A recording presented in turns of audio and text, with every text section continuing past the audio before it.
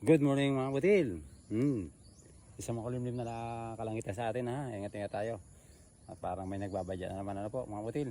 Ako po ay mag-aabuno muna ngayon at makapayat na po yung aking mga okra. Yan, unang abuno ko po ito mga butil.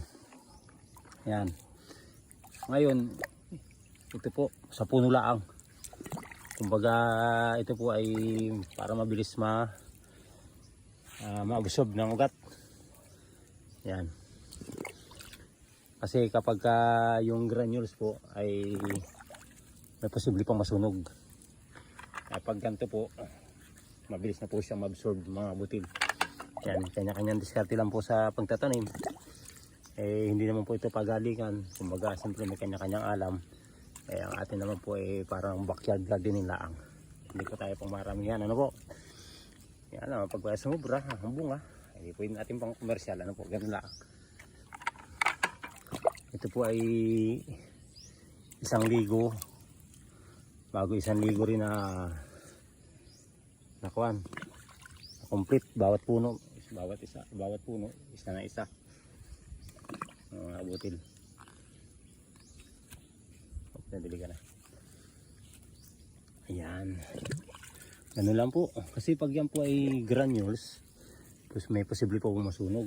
Pag naganto po, madali po mag-absorb ng ugat mga butil. Okay. Ganyan po. Ayan, okay. Mga butil. Okay. Kasi tayo po ngayon ay mahal po ang mga gulay. Kaya kailangan po tayo magtanim. Ano po? Yan. Kung hindi nyo po natatanong, ang aking pong inaabunong ito ay complete na. Diretso na ako complete.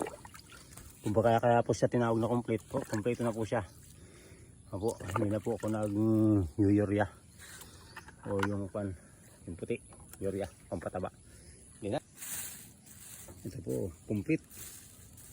Ayan, complete po ang nalagay. Ngayon, 1 ligo. Ayan. 1 ligo sa 60 liters. Ayan. Yan po.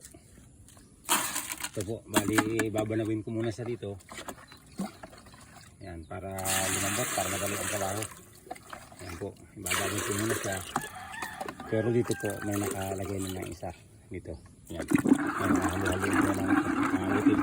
Kaya lang, kailangan siya ay maging one liquid.